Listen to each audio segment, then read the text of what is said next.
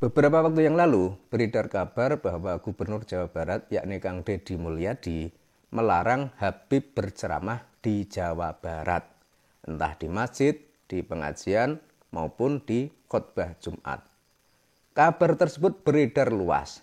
Benar atau tidak tentang kabar tersebut, yang jelas masyarakat di Indonesia sangat mendukungnya dan sangat mengapresiasi apa yang sudah disampaikan oleh Kang Deddy Mulyadi tersebut.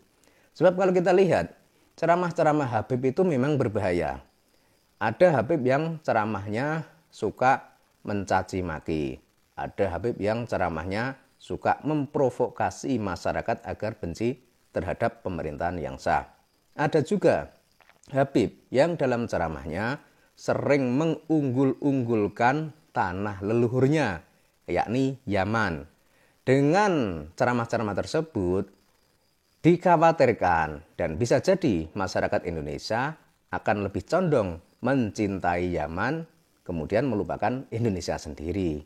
Kemudian ada juga Habib yang dalam ceramahnya terlalu mengunggul-unggulkan leluhurnya sehingga memberikan cerita-cerita fiktif yang semua itu tidak terkonfirmasi kebenarannya. Salah satu cerita tersebut adalah adanya Faqih Muqaddam yang katanya bisa mi'raj sampai 70 kali dalam waktu sehari semalam. Ini kan sebuah dongeng yang sangat tidak masuk akal. Karena yang namanya mi'raj yang sudah melakukan adalah Kanjeng Nabi Muhammad SAW. Dan Kanjeng Nabi dalam mi'raj cuma melaksanakannya seumur hidup 1 kali. Coba Anda bayangkan, Kanjeng Nabi saja seumur hidup cuma sekali. Lah ini ada manusia yang bernama Faqih Muqaddam katanya sampai 70 kali. Ini kan luar biasa sangat merendahkan Kanjeng Nabi. Namun, kalau kita lihat ceramah-ceramah Habib, ya memang cerita-cerita seperti itu dibenarkan dan dibelanya. Jadi mereka ini tidak menepis tentang cerita tersebut, atau tidak menganggap bahwa cerita tersebut adalah cerita bohong.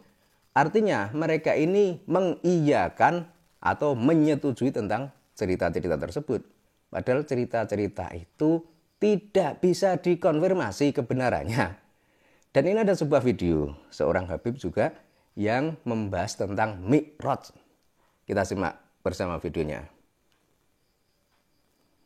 Mi'rajnya orang yang beriman lewat sholat. Ya, mi'rajnya lewat sholat. Sholat. Karena itu orang yang beriman ini bisa mi'raj, tapi bukan seperti mi'rajnya Nabi, bukan seperti mi'rajnya para malaikat, tapi mi'rajnya orang yang beriman melalui sholat. Lewat sholat. Kadang-kadang heran juga sih orang belum tahu, belum ngerti kok. Kadang-kadang mengkritik itu. Mi'rajnya aulia itu ada, tapi bukan sampai ke Sidratul Muntaha yang sana. Lewat sholatnya. Karena itu kalau kita mau memahami kaifiyatus sholat, kenapa sih kita ini kalau sholat dimulai dengan Allahu Akbar? Jadi jelas ya, arahnya atau intinya adalah membela tentang cerita Faqih Muqaddam yang bisa mi'raj 70 kali. Kemudian di sini, kalau dianggap bahwa sholat itu adalah mi'raj, kita melakukan sholat sehari semalam 5 kali. Kemudian bagaimana ceritanya? Kalau sampai melakukan sampai 70 kali, ini sholat apa? Kan seperti itu pertanyaannya.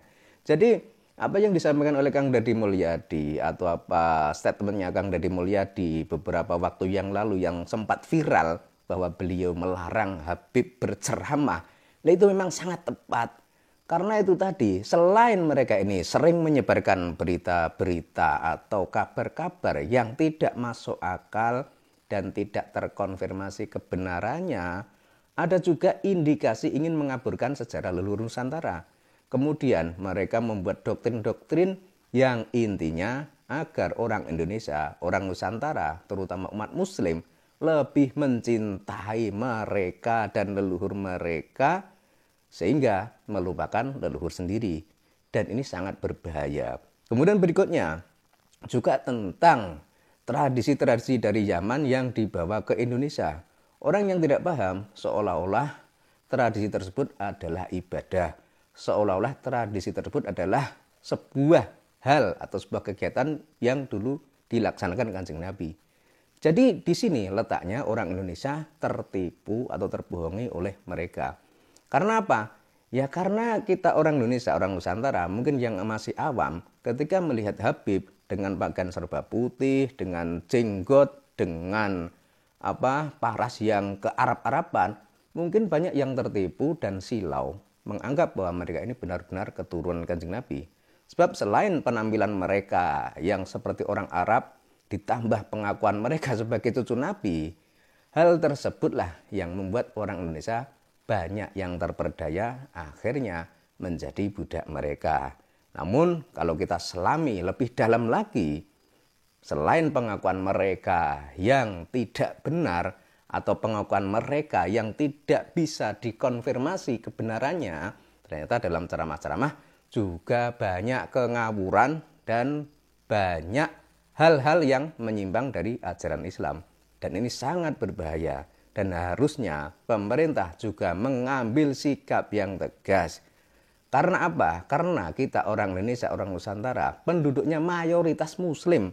Jangan sampai umat Muslim di Indonesia ini menjadi orang yang tertipu dan terbohongi oleh klan Ba'alwi dari Yaman. Kemudian terkait juga tentang pejabat-pejabat yang selama ini dekat dengan Ba'alwi, harusnya semua itu mendapat teguran dari Pak Presiden Prabowo Subianto agar para pejabat ini tidak lagi dekat dengan klan Ba'alwi. Karena apa? Karena kalau mereka ini dekat dengan Ba'alwi, tujuannya itu apa? Kalau mereka bertujuan ingin mendekati dzurriyyah Nabi, lawang Ba'alwi ini bukan keturunan Nabi.